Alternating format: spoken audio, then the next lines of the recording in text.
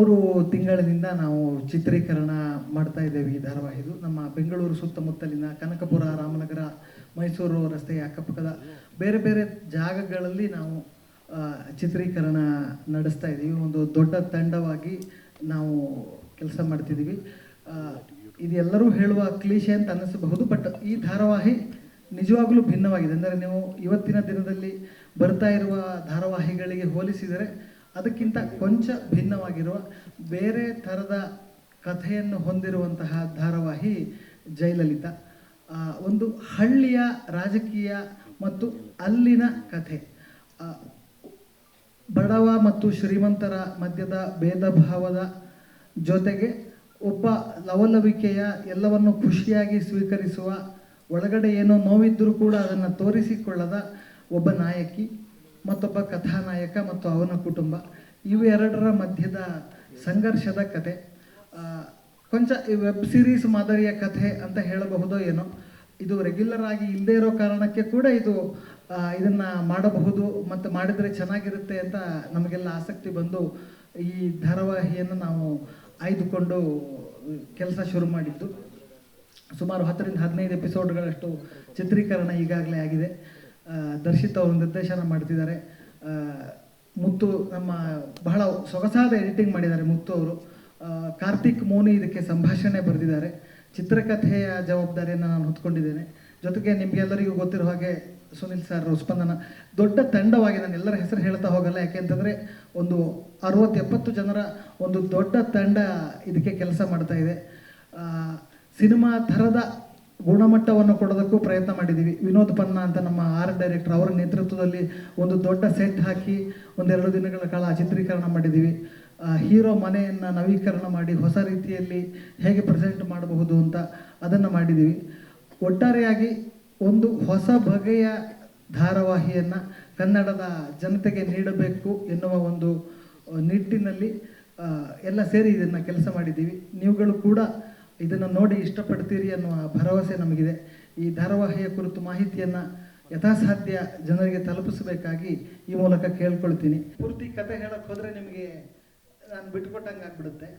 ಅತ್ತೆ ಸೊಸೆ ಅದೆಲ್ಲ ಪಾರ್ಟ್ ಮುಂದೆ ಬಂದೇ ಬರುತ್ತೆ. ನಾವು ಧಾರಾವಾಹಿಯ ಮೂಲ ಒಂದು ಏನಿದೆ ವಸ್ತು ಇದೆ ಅದನ್ನು ಬಿಟ್ಟು ತುಂಬ ಆಚೆ ಹೋಗೋಕ್ಕಾಗಲ್ಲ. ಬಟ್ ಅಟ್ಲೀಸ್ಟ್ ಆ ದೃಷ್ಟಿಯಲ್ಲಿ ಇದೊಂದು ಹೊಸ ಪ್ರಯತ್ನ ಅನ್ನೋದು ನಿಮಗೆ ಮುಂದಿನ ದಿನಗಳಲ್ಲಿ ಗೊತ್ತಾಗಬಹುದು. ಯಾಕೆಂತಂದರೆ ಇಲ್ಲಿ ನಾವು ನಿಮ್ಗೆ ಏನು ತೋರಿಸಿದ್ದೀವಲ್ಲ, ನೀವು ಆ ಪ್ರೊಮೋ ನೋಡಿ ಹೇಳ್ತಿದ್ರಿ, ಅದು ಮುಂದಕ್ಕೆ ಬರುವಂತಹ ಕತೆ. ಒಟ್ಟಾರೆ ನಿಮಗೆ ಅದರ ಜರ್ನಿ ನೋಡಿದ್ರೆ ತಿಳಿಯುತ್ತೆ. ಖಂಡಿತ ನಿಮ್ಮ ರೆಗ್ಯುಲರ್ ಸೀರಿಯಲ್ನ ಅತ್ತೆ ಸೊಸೆಯ ಹೋರಾಟ ಮತ್ತೊಂದಿನೊಂದು ಮುಂದಕ್ಕೆ ಬರಬಹುದು, ಬಟ್ ಅದು ಸಾಗುವ ರೀತಿ, ಅದರ ಶೈಲಿ ಬೇರೆ ಥರ ಇದೆ. ಅದರ ಖಂಡಿತವಾಗಿಯೂ ಬೇರೆ ಥರ ಇದೆ.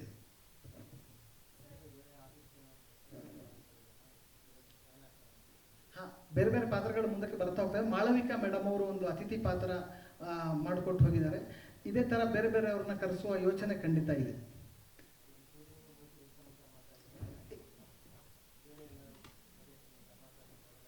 ಇಲ್ಲ, ಸದ್ಯಕ್ಕೆ ಆ ಥರದ ಯೋಚನೆ ಇಲ್ಲ. ಇದ್ರೆ ಅವಶ್ಯಕತೆ ಬಿದ್ದಲ್ಲಿ ಖಂಡಿತ ಮಾಡ್ತೀವಿ ಅದನ್ನು.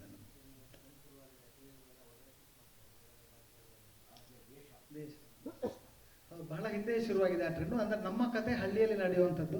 ಅವಕಾಶ ಬಿದ್ದಲ್ಲಿ ಖಂಡಿತ ಮಾಡ್ತೀವಿ.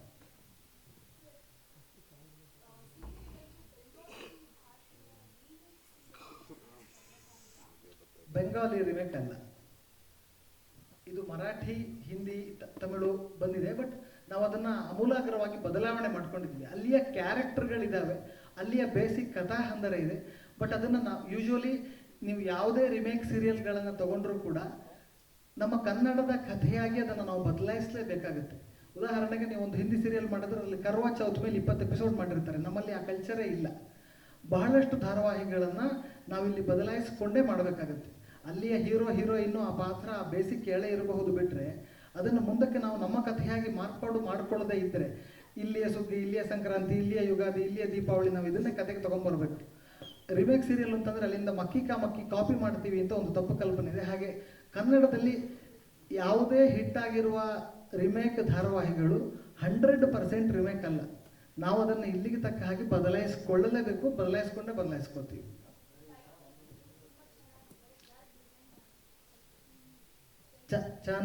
ಚಾನಲಿನ ಕ್ರಿಯೇಟಿವ್ ಟೀಮ್ ಅದನ್ನು ಮಾಡಿರುವಂಥದ್ದು. Thank you.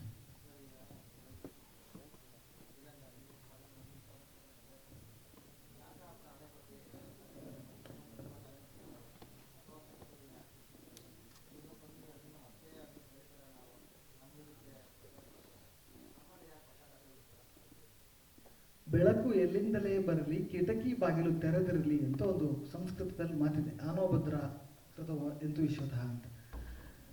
ಒಳ್ಳೆಯ ಕಥೆಯನ್ನು ತೆಗೆದುಕೊಂಡು ಅದನ್ನು ನಮ್ಮತನಕ್ಕೆ ಬದಲಾಯಿಸಿ ಚೆನ್ನಾಗಿ ಪ್ರೆಸೆಂಟ್ ಮಾಡಿದ್ರೆ ಏನು ತಪ್ಪು? ಖಂಡಿತ ನಮ್ಮೂರಿನ ಸೂರ್ಯನ ನಾವು ಬಹಳಷ್ಟು ಮಾಡಿದೀವಲ್ಲ. ಈಗ ಉದಾಹರಣೆಗೆ ಇದೇ ಸುವರ್ಣ ವಾಹಿನಿಯಲ್ಲಿ ಬಂದ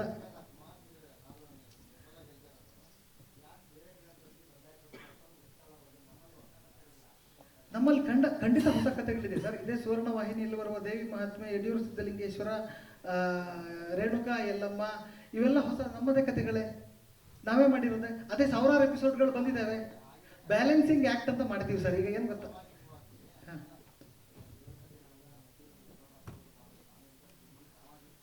ಇದು ಇಲ್ಲೇ ನಡೆದಿದೆ ಸರ್. ದೇವ್ರ ಕತೆ, ರೇಣುಕಾ ಯಲ್ಲಮ್ಮ ನಮ್ಮದೇ ನೆಲದ ಕತೆ, 1000 ಎಪಿಸೋಡ್ ಬಂದಿದೆ. ಎಲ್ರಿಗೂ ನಮಸ್ಕಾರ.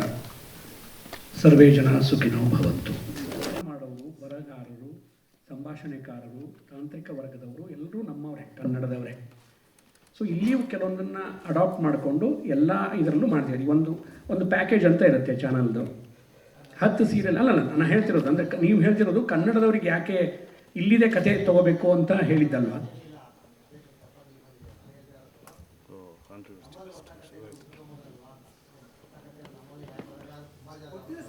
ಮಾಡಿವೆಲ್ಲ ಸರ್, ಸಾಕಷ್ಟು ಮಾಡಿದ್ದೀವಿ. ಅಂದರೆ ಈಗೇನು ಇಲ್ಲಿಗೆ ಮುಗಿದೋಗಿಲ್ಲ, ಮುಂದೆ ಮಾಡ್ತಾನೆ ಇರ್ತಾರೆ. ಆ ಒಂದು ಪ್ಯಾಕೇಜ್ ಅಂತ ಅದನ್ನೇ ಹೇಳಕ್ಕೆ ಹೊರಟಿದ್ದು. ಈಗ ಒಂದು slot, evening slot, prime time ಸ್ಲಾಟ್ಗೆ ಅಂತ ನೋಡಿಕೊಂಡು ಅದೊಂದು ಡಿಸೈನ್ ಮಾಡಿರ್ತಾರೆ.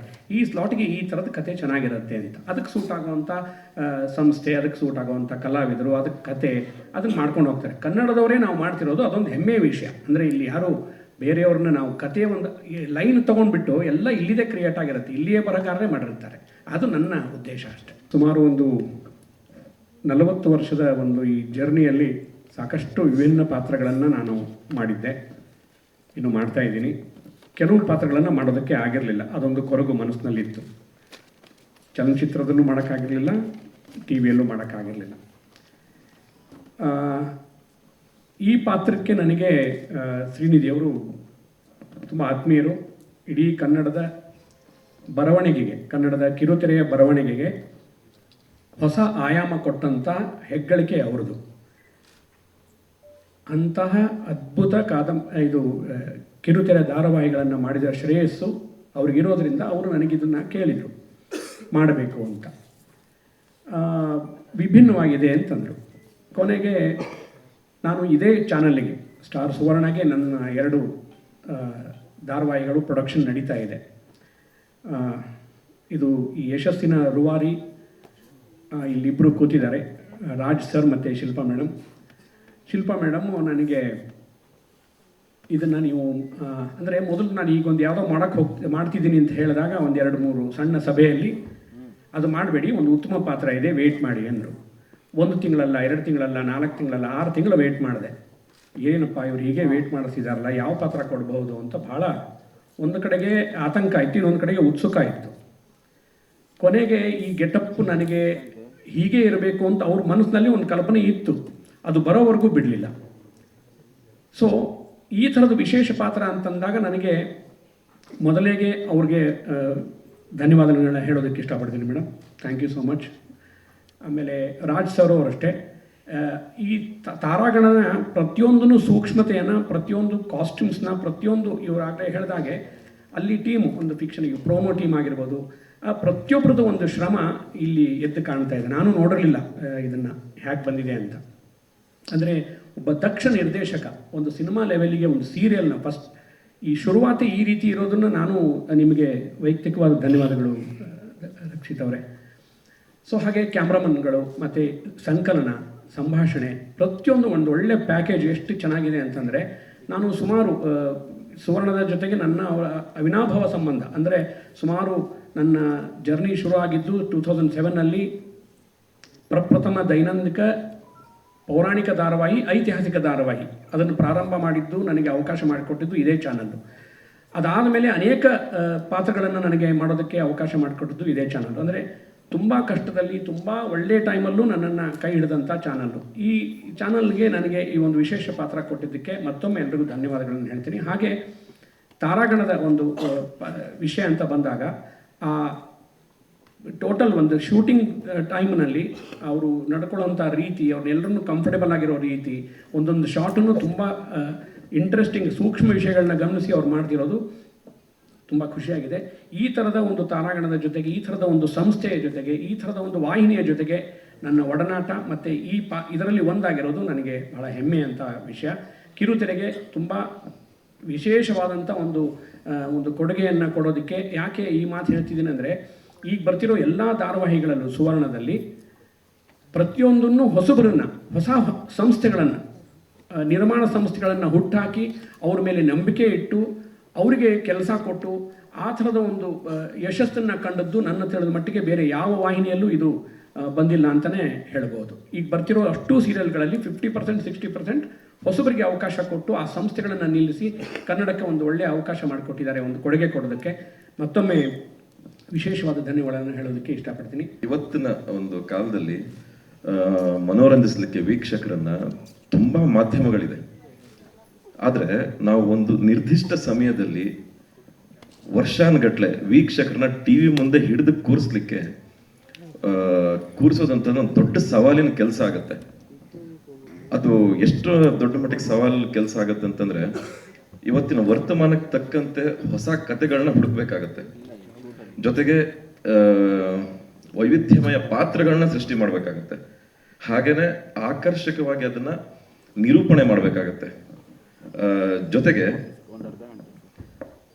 ಪ್ರೇಕ್ಷಕರನ್ನ ಸಾವಿರಾರು ಎಪಿಸೋಡ್ ಅಷ್ಟು ಟಿವಿ ಮುಂದೆ ಹಿಡಿದು ಕೂರಿಸುವಂತ ಶಕ್ತಿ ಇರುವಂತ ಕಲಾವಿದರನ್ನ ಅಲ್ಲಿ ಆಯ್ಕೆ ಮಾಡಬೇಕಾಗತ್ತೆ. ಈ ಎಲ್ಲಾ ಅಂಶಗಳನ್ನ ಇಟ್ಕೊಂಡು ತಯಾರಾಗಿದ್ದು ನಮ್ಮ ಜಯಲಲಿತಾ ಅಂತ ಹೇಳಲಿಕ್ಕೆ ನಾನು ಇಷ್ಟಪಡ್ತೀನಿ.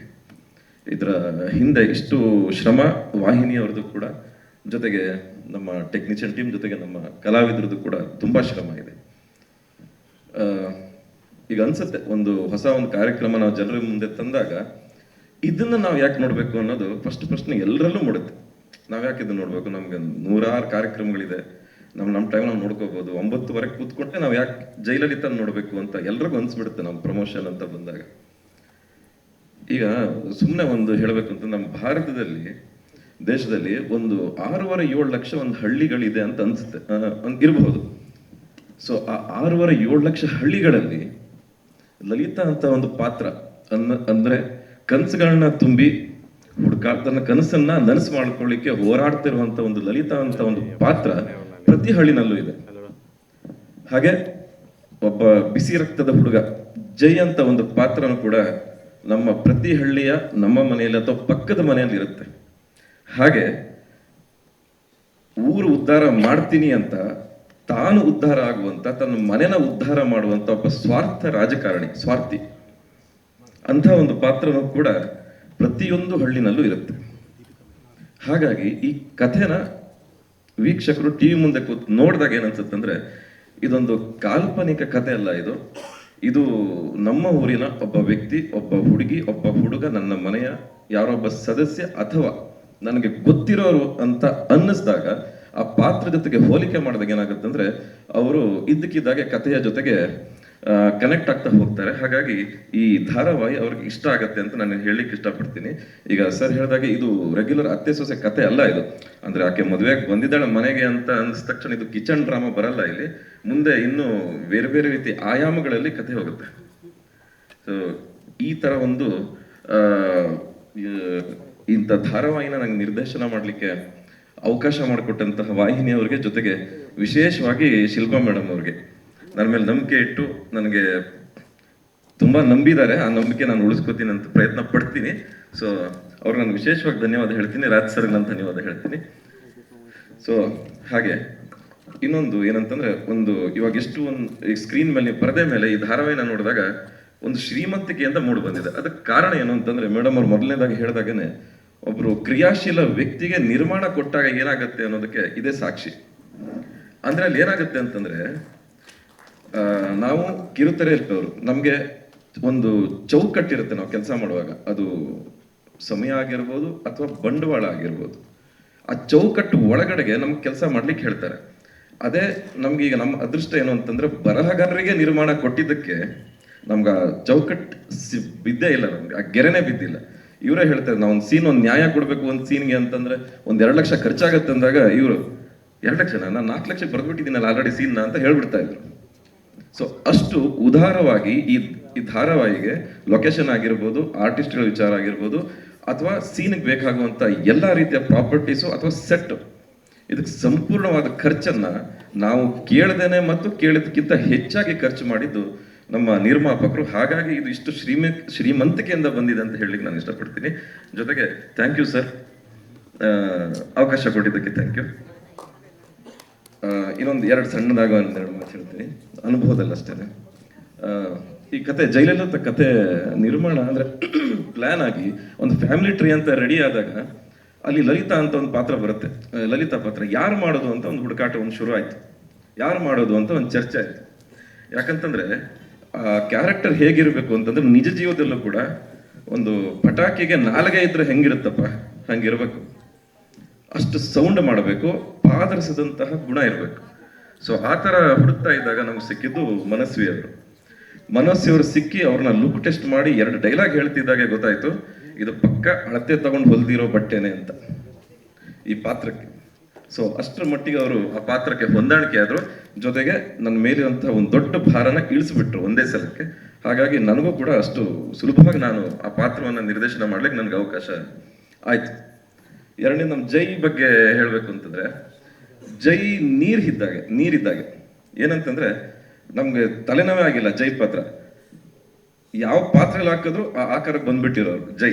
ಸೊ ಹಾಗಾಗಿ ಅಷ್ಟು ಸುಲಭವಾಗಿ ಪ್ರತಿಯೊಂದು ಪಾತ್ರಕ್ಕೂ ಅವ್ರು ಹೊಂದಾಣಿಕೆ ಆಗ್ಬಿಟ್ರು. ಹಾಗಾಗಿ ಜೈ ಪಾತ್ರನೂ ಕೂಡ ತುಂಬಾ ಆರಾಮಾಗಿ ಹೋಯ್ತು.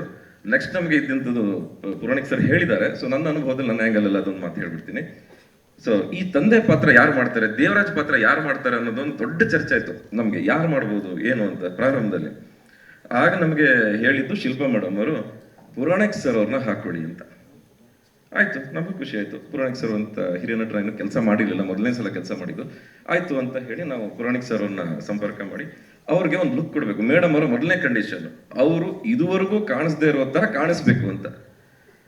ಇದು ನಾವು ಯೋಚನೆ ಮಾಡಿದ್ವಿ, ಹೆಂಗ್ ತೋರಿಸೋದು ಇವ್ರನ್ನ ಅಂತ. ಹಾಗಾಗಿ ಒಂದಷ್ಟು ಪ್ರಯತ್ನ ಪಟ್ವಿ ಇವ್ರನ್ನ ಬೇರೆ ಬೇರೆ ತರ ತೋರಿಸ್ಲಿಕ್ಕೆ. ಅದು ಸಾಧ್ಯ ಆಗಿಲ್ಲ, ಮೇಡಮ್ ಅವ್ರಿಗೂ ಇಷ್ಟ ಆಗಿಲ್ಲ, ಎಲ್ಲಾನು ನೋ ನೋ ನೋ ನೋ ಅಂತಾನೆ ಬರ್ತಾ ಇತ್ತು. ಆಮೇಲೆ ಒಂದು ಪ್ರಯತ್ನ ಪಟ್ಟಿವಿ, ಸ್ವಲ್ಪ ವಯಸ್ಸಾಗಿರೋ ತರ ತೋರಿಸೋಣ ಅಂತ. ಅವ್ರನ್ನ ವಯಸ್ಸಾಗಿರೋ ತರ ತೋರ್ಸಕ್ ಹೋಗಿ ನಮ್ಗಾಗ್ಬಿಡ್ತು ವಯಸ್ಸು, ಅವ್ರಿಗಾಗಿಲ್ಲ. ಆದ್ರೆ ಕೊನೆಯಲ್ಲಿ ಮೇಡಮ್ ಇಲ್ಲ ಇದು ಹಿಂಗ್ ಮಾಡಿ ಅಂತ ಒಂದು ಫೈನಲ್ ಹಿಂಗ್ ಹೇಳ್ಬಿಟ್ರು, ಇದನ್ನೇ ಮಾಡಿ ಅಂತ. ಸೊ ಆಮೇಲೆ ಪೂರ್ತಿ ಅವ್ರನ್ನ ಕೂತ್ಕೊಂಡು ಮಾಡಿದ ಮೇಲೆ ಈ ತರದೊಂದು ಲುಕ್ ಕೊಟ್ಟ ಮೇಲೆ ನಮ್ಗೆ ಒಂದ್ಸಲ ಮೈ ಜುಮ್ಮಂತ ಅವ್ರನ್ನ ಫೈನಲ್ ಫ್ರೇಮ್ ಅನ್ನ ಮುಂದೆ ತಂದಿಟ್ಟು ಆ ಶಾರ್ಟ್ ತೆಗೆದಾಗ ಫಸ್ಟ್ ಶಾರ್ಟ್. ಆಮೇಲೆ ನಾವು ಹೇಳ್ಬಿಟ್ವಿ, ಸರ್ ಇದೇ ಸರ್ ನಮ್ಗೆ ಆಕ್ಚುಲಿ ಎಲ್ಲರಿಗೂ ಬೇಕಾಗಿದ್ದು, ಬಟ್ ನಮ್ಗೆ ಹೇಳಕ್ ಬರ್ತಿರ್ಲಿಲ್ಲ. ಮೇಡಮ್ ಅವರು ಚಾನಲ್ ಇಂದ ಹೇಳ್ತಾ ಇದ್ರು, ನಮ್ಗೆ ಅರ್ಥ ಆಗ್ತಿರ್ಲಿಲ್ಲ. ಈಗ ಫೈನಲ್ ಆಯ್ತು ಅಂತ. ಸೊ ಇದಾದ್ಮೇಲೆ ಸಂಪೂರ್ಣವಾಗಿ ನಾವು ಶೂಟಿಂಗ್ಗೆ ಹೋದ್ವಿ. ಹಾಗೇನೆ ಇನ್ನೂ ಮುಖ್ಯವಾಗಿ ಈ ಪಾತ್ರ ಬರೋದು ಜೈ ತಾಯಿ ಪರಮೇಶ್ವರಿ ಅವರು. ಪರಮೇಶ್ವರಿ ನಿಮ್ಗೆ ಗೊತ್ತಿದೆ, ಅವರು ಚಿಕ್ಕವರಿದ್ದಾಗನು ಪ್ರಬುದ್ಧತೆ ಅಂತ ಪಾತ್ರಗಳನ್ನ ಮಾಡಿರೋರು. ಹಾಗೆ ತುಂಬಾ ವಿಭಿನ್ನವಾಗಿ ಎಲ್ಲಾ ಪಾತ್ರಗಳನ್ನು ಅವ್ರು ಮಾಡಿರೋದ್ರಿಂದ ಅವ್ರಿಗೆ ಸವಾಲು ಅದು, ನಮಗಿಲ್ಲ. ಯಾಕಂತಂದ್ರೆ ಅವ್ರು ತುಂಬಾ ಪಾತ್ರಗಳನ್ನ ಮಾಡಿದ್ದಾರೆ. ಹಾಗಾಗಿ ಇದನ್ನ ಇನ್ನು ವಿಭಿನ್ನವಾಗಿ ಮಾಡ್ಬೇಕು ಅನ್ನೋದು ಅವ್ರಿಗೆ ಸವಾಲಿನ ಪಾತ್ರ ಅದು. ಹಾಗೆ ಸೊ ಇಲ್ಲಿ ಏನಂತಂದ್ರೆ ನಾನೊಂದು ಅಂತಿಮವಾಗಿ ಹೇಳ್ಬೇಕು ಅಂತಂದ್ರೆ, ಒಬ್ಬ ನಿರ್ದೇಶಕನಿಗೆ ಎಷ್ಟು ಜವಾಬ್ದಾರಿ ಇರುತ್ತೆ, ಎಷ್ಟು ಟೆನ್ಷನ್ ಇರುತ್ತೆ. ಒಂದು ಹೊಸದಾಗಿ ಒಂದು ಪ್ರಾಜೆಕ್ಟ್ ನ ಲಾಂಚ್ ಮಾಡುವಾಗ ಪ್ರತಿಯೊಂದು ಪಾತ್ರದ ಕ್ಯಾರೆಕ್ಟರೈಸೇಷನ್ ಅದು ಹಾಗೆ ಬರಬೇಕಾಗತ್ತೆ. ಯಾಕಂದ್ರೆ ಅಷ್ಟು ಚರ್ಚೆ ಆಗಿರುತ್ತೆ ಚಾನೆಲ್ ಅಲ್ಲಿ. ಸೊ ಆ ಪ್ರತಿಯೊಂದು ನನ್ನ ಜವಾಬ್ದಾರಿಯನ್ನು ಇಳಿಸಿದವರು ನನ್ನ ಕಲಾವಿದರು, ಪ್ರೀತಿಯ ಕಲಾವಿದರು. ಒಂದ್ ದಿನಾನು ತೊಂದರೆ ಕೊಡದೇನೆ ಪಾತ್ರವನ್ನ ಸಂಪೂರ್ಣವಾಗಿ ಅರ್ಥ ಮಾಡ್ಕೊಂಡು ಪರಕಾಯ ಪ್ರವೇಶ ಮಾಡಿ ಅದನ್ನ ಜೀವಂತವಾಗಿ ಈ ತರ ಬರ್ಲಿಕ್ಕೆ ಕಾರಣ ನನ್ನ ಕಲಾವಿದರು. ಅವ್ರಿಗೆ ನಾನು ಎಲ್ಲಾ ಕಲಾವಿದರಿಗೂ, ಆಮೇಲೆ ಒಟ್ಟಿಗೆ ಎಲ್ಲ ಸ್ಟೇಜ್ ಮೇಲೆ ಸೇರೋಣ ಎಲ್ಲರೂ ಇದ್ರಿ, ಎಲ್ಲರಿಗೂ ನಾನು ಧನ್ಯವಾದ ಹೇಳಲಿಕ್ಕೆ ಇಷ್ಟಪಡ್ತೀನಿ. ಜೊತೆಗೆ ಸೀರಿಯಲ್ ಇಷ್ಟು ಅಂದವಾಗಿ ತೆರೆ ಮೇಲೆ ಬರ್ಲಿಕ್ಕೆ ಕಾರಣ ನನ್ನ ಕ್ಯಾಮ್ರಾಮನ್ DOP, ನನ್ನ ಪ್ರತಿ ಪ್ರಾಜೆಕ್ಟ್ ನನ್ನ ಜೊತೆ ಕೆಲಸ ಮಾಡ್ತಾರೆ, ಕೃಷ್ಣ ಸರ್ ಮತ್ತೆ ಸುಧಾ ಸರ್, ಜೊತೆಗೆ ಸೋಮಣ್ಣ ಅಂತ ಇರ್ತಾರೆ. ಅವರು ನನ್ನ ಪ್ರತಿ ಪ್ರಾಜೆಕ್ಟ್ಗೂ ಅವರೇ ಮಾಡೋದು. ಹಾಗಾಗಿ ಅವರಷ್ಟು ಅದನ್ನ ಸುಂದರವಾಗಿ ತೋರಿಸಿದ್ರು. ಜೊತೆಗೆ ನನ್ನ ಡೈರೆಕ್ಷನ್ ಟೀಮ್, ಎಡಿಟರ್ ಮತ್ತೆ ನನ್ನ ಟೆಕ್ನಿಷಿಯನ್ ಟೀಮ್, ನಮ್ಮ ಮ್ಯಾನೇಜರ್ ಜೀವನ್ ಅವರು, ಅವರಿಂದನೂ ಈ ರಾವಣ ದಹನ ತುಂಬಾ ಚೆನ್ನಾಗಿ ಬಂದಿದೆ ಅವರಿಂದ. ಯಾಕಂದ್ರೆ ಅಷ್ಟು ಜೂನಿಯರ್ಸ್ನವರೇ ಸೇರಿಸಿರೋರು. ಸೊ ಹಾಗಾಗಿ ಚೆನ್ನಾಗಿ. ಆಮೇಲೆ ನಮ್ಮ ಪನ್ನ ಸರ ಸೆಟ್ ಹಾಕಿದ್ದಾರೆ. ಸೊ ನಮ್ಮ ಎಲ್ಲ ಡೈರೆಕ್ಷನ್ ಟೀಮ್, ಲೈಟ್, ಗುರು, ರಮೇಶ ಮತ್ತೆ ಭೀಮಾ, ಎಲ್ಲರಿಗೂ ನಾನು ನನ್ನ ಟೀಮ್ ಧನ್ಯವಾದ ಹೇಳಿ ನನ್ನ ಮಾತನ್ನ ಮುಗಿಸ್ತೀನಿ. ಕರೆದ ಪ್ರಾಜೆಕ್ಟ್ ಕೊಟ್ಟರು, ಬನ್ನಿ ಅಂತ ಸರ್ನು ಕರೆದು ನನ್ನ ಕರೆದ್ರು, ಒಳಗಡೆ ಹೋದ್ವಿ, ಕತೆನ ಹೇಳಿದ್ರು ಮೇಡಮ್, ಈ ಥರ ಕತೆ ಅಂತ ಕತೆ ಹೇಳಿ ಹೊರಗಡೆ ಬಂದು ಒಂದು ಟೈಟ್ಲು ನೆಕ್ಸ್ಟ್ ಟೈಮ್ ಬರುವಾಗ ಕರ್ಕೊಂಡ್ಬನ್ನಿ ಅಂತ ಸಾರಿ ಹುಡ್ಕೊಂಡು ಬನ್ನಿ ಅಂತ ಹೇಳಿದ್ರು. ನನ್ನ ಯೋಚನೆ ಮಾಡ್ಕೊಂಡು ನಾವಿಬ್ರು ಸೇರಿ ಚಾನಲಿಂದ ಹೊರಗಡೆ ಕಟ್ಟೆ ಇದೆ, ಅದ್ರ ಮೇಲೆ ಒಂದು 5 ನಿಮಿಷ ಕೂತ್ಕೊಂಡು, ಒಂದು ಖುಷಿಗೆ ಪ್ರಾಜೆಕ್ಟ್ ಸಿಕ್ಕಿದೆ ಅಂತ, ಎರಡನೇದು ಹೇಗೆ ಮಾಡೋದಂತ ಖುಷಿಗೆ ಇಬ್ರು ಕೂತ್ಕೊಂಡು ಹಾಗೆ ಮಾತಾಡ್ತೀವಿ. ಸರ್ ನಂಗೆ ಐಡಿಯಾ ಕೊಟ್ಟಿದ್ದು ಅದು ಲಲಿತಾ ಹೆಸರಲ್ಲಿ ಅದು ಯಾವಾಗಲೂ ಅವಳು ಜೈವಾಗ್ಲಿ ಅಂತ ಹೇಳ್ತಿರ್ಬೇಕು, ಅಂದ್ರೆ ಆ ಹುಡುಗಿ ಜೈ ಅಂತ ಹೇಳ್ತಿರ್ಬೇಕು, ಏನಾದ್ರು ಹೇಳ್ತಿರ್ಬೇಕು ಅಂದ ತಕ್ಷಣ ರಪ್ಪ ಅಂತ ಜೈಲೆಲ್ಲ ತಿಟ್ಬೋಣ ಸರ್ ಅಂತ ಫಸ್ಟ್ ಅನ್ಸ್ಲಿಲ್ಲ, ಅಂದ್ರೆ ಎಲ್ಲರಿಗೂ ಅಂದ್ರೆ ಒಂದೇ ಸಲ ಜೈಲೆಲ್ಲ ತಿಟ್ಬೋಣ ಅಂತ ಚೆನ್ನಾಗಿದೆ ಅಂದ್ರೆ ಅಂತಂದ್ರು. ಹಾಗೆ ಮೇಡಮ್ ಅವ್ರಿಗೂ ಹೇಳಿದ್ವಿ, ಟೋಟಲ್ ಎಲ್ಲ ಚಾನೆಲ್ ಅವ್ರಿಗೂ ಹೇಳಿದ್ವಿ. ಹಾಗೆ ಹೇಳ್ತಾ ಹೇಳ್ತಾ ಹೇಳ್ತಾ ಗೊತ್ತಾಯ್ತು ಇದು ಸಂಪೂರ್ಣವಾಗಿ ನಮ್ಮ ಜೈಲಲಿತಾ ಕತೆ, ನಮ್ಮ ಜೈಲಲಿತಾ ಕತೆ ಇದು ಸಂಪೂರ್ಣವಾಗಿ.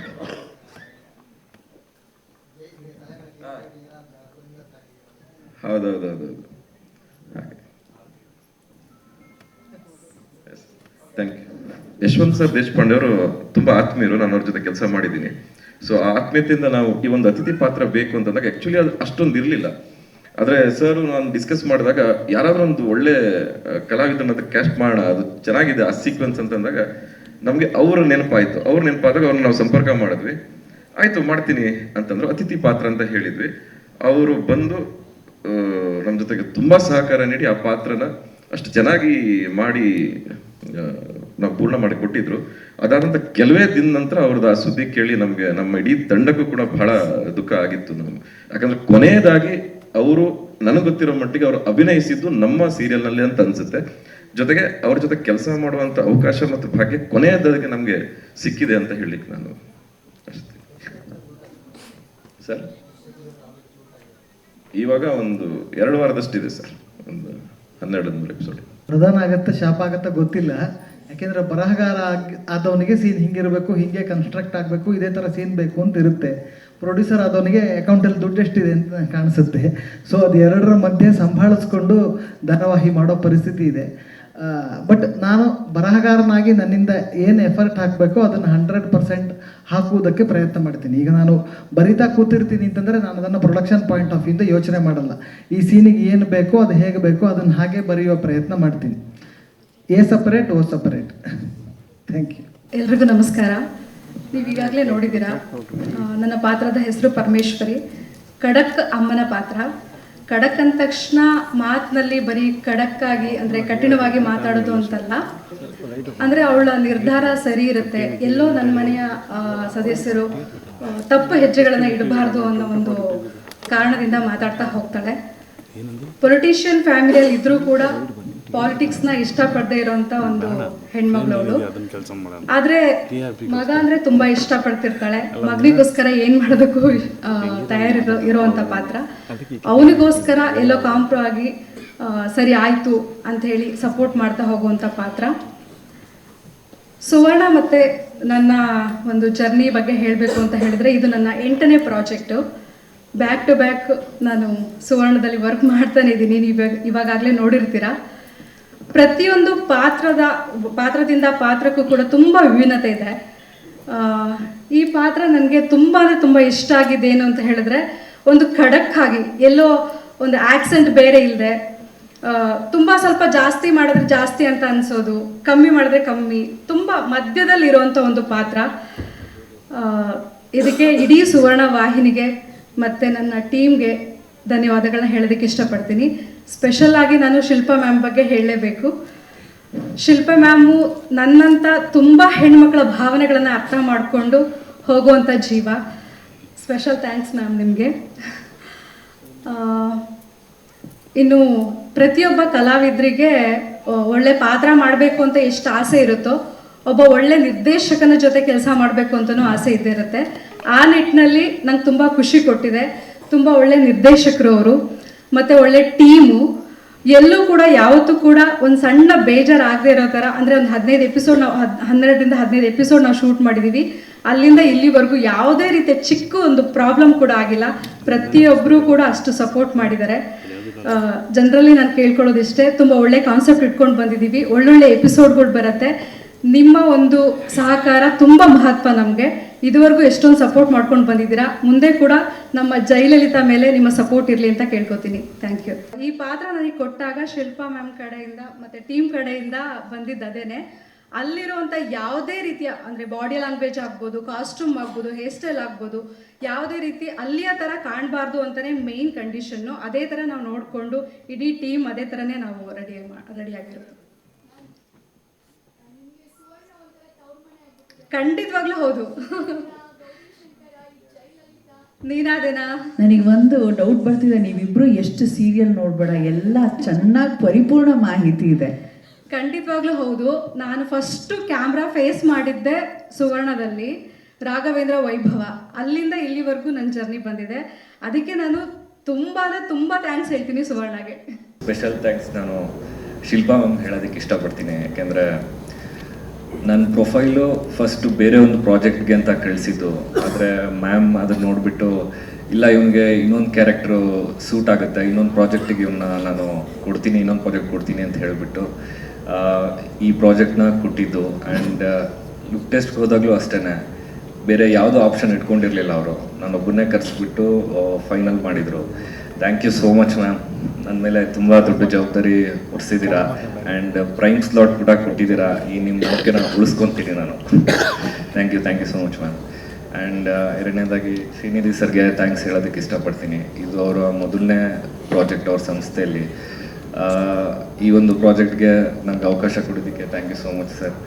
ಆ್ಯಂಡ್ ಇಷ್ಟು ದಿನ ನಾನು ಅವ್ರ ಜೊತೆ ಕೆಲಸ ಮಾಡಿದ್ದೀನಿ, ಯಾವುದು ಒಂದಿನೂ ಯಾವುದಕ್ಕೂ ಕೊರತೆ ಮಾಡಿಲ್ಲ, ಯಾವುದೇ ಥರದ್ದು ಪ್ರೆಷರ್ ಆಗಲಿ ಸ್ಟ್ರೆಸ್ ಆಗಲಿ ಯಾವುದನ್ನು ಹಾಕಿಲ್ಲ ಆರ್ಟಿಸ್ಟ್ಗಳ ಮೇಲೆ. ತುಂಬ ಚೆನ್ನಾಗಿ ನೋಡ್ಕೊಂಡಿದ್ದಾರೆ. Thank you so much sir.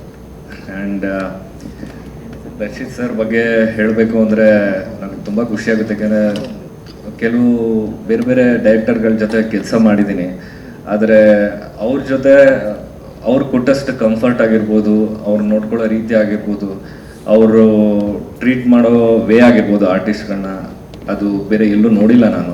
ತುಂಬ ಜಾವಿಯಲ್ ಆಗಿರ್ತಾರೆ, ನಗ್ನಗ್ತಾ ಕೆಲಸ ಮಾಡ್ತಾರೆ ಆ್ಯಂಡ್ ತುಂಬ ಕ್ಲಾರಿಟಿ ಇಟ್ಕೊಂಡು ಕೆಲಸ ಮಾಡ್ತಾರೆ. ಎಲ್ಲೂ ಸೆಟ್ಟಲ್ಲಿ ಯಾವತ್ತೂ ಅವರು ಕನ್ಫ್ಯೂಸ್ ಆಗಿರೋದೇ ನೋಡಿಲ್ಲ ನಾನು. ಆನ್ ಟೈಮಲ್ಲಿ ಕ್ಲಾರಿಟಿ ಇಟ್ಕೊಂಡ್ಬಿಟ್ಟು ಕೆಲಸ ಮಾಡ್ತಿರ್ತಾರೆ. Thank you so much sir. ನಿಮ್ಮ ಜೊತೆ ಕೆಲಸ ಮಾಡೋದು ನನಗೆ ತುಂಬ ಖುಷಿ ಆಗುತ್ತೆ. ಆ್ಯಂಡ್ ಕಾಸ್ಟಿಂಗ್ ವಿಚಾರಕ್ಕೆ ಬಂದರೆ ದೊಡ್ಡ ದೊಡ್ಡ ಆರ್ಟಿಸ್ಟ್ಗಳಿದ್ದಾರೆ. ಸುನಿಲ್ ಸರ್ ಇರ್ಬೋದು, ಸ್ಪಂದನ ಮ್ಯಾಮ್ ಇರ್ಬೋದು, ಇನ್ನೂ ಸುಮಾರು ಜನ ಆರ್ಟಿಸ್ಟ್ಗಳಿದ್ದಾರೆ. ಕಾಸ್ಟಿಂಗ್ A1 ಅಂತಲೇ ಹೇಳ್ಬೋದು. ಯಾಕೆಂದರೆ ಎಲ್ಲರೂ ಅವ್ರವ್ರ ಪಾತ್ರನ ತುಂಬ ಚೆನ್ನಾಗಿ ನಿಭಾಯಿಸ್ತಾ ಬರ್ತಾ ಇದ್ದಾರೆ. ಆ್ಯಂಡ್ ಎಲ್ರಿಗೂ ಇದರಿಂದ ಹೆಸರು ಸಿಗಲಿ, ಫೇಮ್ ಸಿಗಲಿ ಅಂತ ಕೇಳ್ಕೊತೀನಿ. ಆ್ಯಂಡ್ ಕತೆ ವಿಚಾರಕ್ಕೆ ಬಂದರೆ ಸರ್ ಹೇಳ್ದಂಗೆ ಇದೊಂದು political drama, normal regular pattern ಥರ ಇಲ್ಲ. ಆ್ಯಂಡ್ ಇದು ಜನಗಳಿಗೆ ಇಷ್ಟ ಆಗುತ್ತೆ ಅಂತಲೂ ಅಂದ್ಕೊಳ್ತಾ ಇದ್ದೀನಿ. ಹೆಸರಲ್ಲೇ ಜೈಕಾರ ಇದೆ. ಇದನ್ನ ಕರ್ನಾಟಕ ಜನತೆ ಎಲ್ಲರೂ ಮನೆಗೆ ಹೋಗಿ ಜಯಿಸ್ಲಿ ಅಂತ ನಾನು ಕೇಳ್ಕೊಳ್ತೇನೆ. Thank you so much. ಎಲ್ರಿಗೂ ನಮಸ್ಕಾರ. ನನ್ನ ಹೆಸರು ಮಾನಸ್ವಿ. ಇಲ್ಲಿ ಬಂದಿರೋಂಥ ಎಲ್ಲ ನ್ಯೂಸ್ ಚಾನಲ್ ಮೀಡಿಯಾದವ್ರಿಗೂ ನಮಸ್ಕಾರ ಆ್ಯಂಡ್ ತುಂಬ ಥ್ಯಾಂಕ್ಸ್. ಸೊ ಲಲಿತಾ ಅಂದರೆ ಒಂದು ಕಂಪ್ಲೀಟ್ ಪ್ಯಾಕೇಜ್, ಕಾಮಿಡಿ, ಡ್ರಾಮಾ, ಅಳು, ನಗು ಆ್ಯಂಡ್ ತುಂಬ ಜಾಸ್ತಿ ಬರೋವಂಥದ್ದು ನಗು. ಆ್ಯಂಡ್ ನನ್ನ ಕ್ಯಾರೆಕ್ಟರ್ಗೂ ಲಲಿತಾ ಕ್ಯಾರೆಕ್ಟರ್ಗೂ ತುಂಬ ಡೆಡ್ ಆಪೋಸಿಟ್. ಸೊ ಗೊತ್ತಿಲ್ಲ ನನ್ನ ಕ್ಯಾರೆಕ್ಟರ್ ಹೆಂಗೆ ಹೊಂದುತ್ತೆ ನನಗೆ ಅಂತ. ಇವಳ ಕೈಲಿ ಮಾಡ್ಬೋದು ಅಂತ ನನಗೆ ಈ ಸೀರಿಯಲ್ಗೆ ಅವಕಾಶ ಮಾಡಿಕೊಟ್ಟಂಥ ಶಿಲ್ಪಾ ಮ್ಯಾಮಿಗೆ ಥ್ಯಾಂಕ್ ಯು ಸೋ ಮಚ್. ನನ್ನ ಮೇಲೆ ಇಷ್ಟು ನಂಬಿಕೆ ಇಟ್ಟಿದ್ದಾರೆ. ಆ್ಯಂಡ್ ಶ್ರೀನಿಧಿ ಸರ್ಗೂ thank you so much. So ಹಾಗೆ ನಂಗೆ ಸುನಿಲ್ ಪುರಾಣಿಕ್ ಸರ್ ಕೂಡ ನನಗೆ ತುಂಬ ಸಪೋರ್ಟ್ ಮಾಡಿದ್ದಾರೆ ಈ ಸೀರಿಯಲ್ಗಾಗಲಿ. ಎಂಟೈರ್ ಜರ್ನಿ ನಾನು ಹಿಂದೆ ಸಿನಿಮಾ ಮಾಡಿದ್ರಲ್ಲೂ ಅವರೇ ಇದ್ದರು ಆ್ಯಂಡ್ ಅವ್ರ ಜೊತೆ ವರ್ಕ್ ಮಾಡೋದಕ್ಕೆ ನಂಗೆ ತುಂಬ ಖುಷಿ ಆಗುತ್ತೆ. Thank you sir. So Lalitha ನನ್ನ ಕ್ಯಾರೆಕ್ಟರ್ ಡೆಡ್ ಆಪೋಸಿಟ್ ಕ್ಯಾರೆಕ್ಟರ್ ಆಗಿರೋದ್ರಿಂದ ನನಗೆ ಸ್ಟಾರ್ಟಿಂಗಲ್ಲಿ ತುಂಬ ಕಷ್ಟ ಆಯಿತು ನನ್ನ ಕ್ಯಾರೆಕ್ಟರ್ ಕೊಂಡೂಸ್ಕೊಡೋದಕ್ಕೆ. ತುಂಬ ಪ್ರಯತ್ನ ಪಟ್ಟೆ. ಆಡಿಷನ್ ಟೈಮಲ್ಲೂ ನಾನು ಎಷ್ಟು ಚೆನ್ನಾಗಿ ಮಾಡಿದೆ ಅಂತ ನನಗೆ ಗೊತ್ತಿಲ್ಲ, ಬಟ್ ನಾನು ಸೆಲೆಕ್ಟ್ ಆದೆ ಆ್ಯಂಡ್ ಖುಷಿ ಆಯಿತು. ಬಟ್ ಬಿಗಿನಿಂಗಲ್ಲಿ ನನ್ನ ಪಾತ್ರ ಈ ಥರ ಅಂತ ನನಗೆ ಗೊತ್ತಿರಲಿಲ್ಲ. ಅದಾದಮೇಲೆ ವರ್ಕ್ಶಾಪ್ ಎಲ್ಲ ಮಾಡಿದ್ವಿ, ಪಾತ್ರ ಕುತ್ಕೊಳ್ತು. ಬಟ್ ಇದಕ್ಕೆ ಆ್ಯಕ್ಚುಯಲ್ ರೀಸನ್ ಬಂದು ದರ್ಶಿತ್ ಸರ್. ಸೊ ನಾನು ಏನೇ ಮಾಡಿರ್ಬೋದು, ಬಟ್ ಪ್ರತಿಯೊಂದು ಸೀನಿನೂ ಲೈಕ್ ಇಮಿಡಿಯೇಟಾಗಿ ಸ್ವಿಚ್ ಆಗ್ತಾ ಇರುತ್ತೆ ನನ್ನ ರಿಯಾಕ್ಷನ್ಸು ಆ್ಯಂಡ್ ಪ್ರತಿಯೊಂದು ಎಮೋಷನ್. ಇವಾಗ ನಾನು ಕೋಪದಲ್ಲಿದ್ದ ತಕ್ಷಣ ಕಾಮಿಡಿಗೆ ಸ್ವಿಚ್ ಆಗ್ತೀನಿ. ಆ ಥರ ರಿಯಾಕ್ಷನ್ಸ್ನ ದರ್ಶಿತ್ ಸರ್ ನನಗೆ ಹೇಳ್ಕೊಟ್ಟಿದ್ದು. ಈ ಪಾತ್ರನ 50% ನಾನು ನಿಭಾಯಿಸೋದಕ್ಕೆ ಕಾರಣನೇ Darshith sir. And thank you so much Darshith sir. And ನನ್ನ ಎಲ್ಲ ಕೋ ಆರ್ಟಿಸ್ಟ್ಗಳಿಗೂ ನಂಗೆ ತುಂಬ ಸಪೋರ್ಟ್ ಮಾಡಿದ್ದಾರೆ. And great thanks for technicians, because ನಾವು ಎಷ್ಟೇ ಮಾಡ್ಬೋದು, ನಮ್ಮ ಬ್ಯಾಕ್ ಬೋನೇ ಟೆಕ್ನಿಷಿಯನ್ಸ್. ನಾವು ಬಂದು ನಟನೆ ಮಾಡೋಗ್ತೀವಿ, ಬಟ್ ನಮ್ಮ ಹಿಂದೆ ತುಂಬ ಕೆಲಸ ಮಾಡ್ತಾರೆ. ಕ್ಯಾಮ್ರಾಮ್ಯಾನ್ ಕೃಷ್ಣ ಸರ್ ಆಗಿರ್ಬೋದು, ಬೇಬಿ ಸರ್ ಆಗಿರ್ಬೋದು, ಆ್ಯಂಡ್ ಎಲ್ರಿಗೂ thank you so much. Muthu sir ಆಗಿರ್ಬೋದು, ನಾನು ಹಿಂದೆ ಸೀರಿಯಲಲ್ಲೂ ಮುತ್ತು ಸರ್ ಜೊತೆ ವರ್ಕ್ ಮಾಡಿದ್ದೆ, ಈಗಲೂ ವರ್ಕ್ ಮಾಡ್ತಾ ಇದ್ದೀನಿ. ಒಳ್ಳೆ BGMs ಕೊಡ್ತಾರೆ, ತುಂಬ ಚೆನ್ನಾಗಿ ಎಡಿಟ್ ಮಾಡ್ತಾರೆ. ಆ್ಯಂಡ್ ಪ್ರತಿಯೊಬ್ಬರಿಗೂ ಪ್ರಮೋಟ್ ಮಾಡ್ತಾ ಇದ್ದಾರೆ. ಎಲ್ಲರೂ ಜಯಲಲಿತಾಗೆ ಜಯವಾಗಲಿ ಅಂತ ಆಶೀರ್ವಾದ ಮಾಡಬೇಕು. ಆ್ಯಂಡ್ ನಮ್ಮ ಸೀರಿಯಲು ತುಂಬ ಉತ್ತಮ ಬೆಳಿಬೇಕು. And thank you so much ಎಲ್ರಿಗೂ.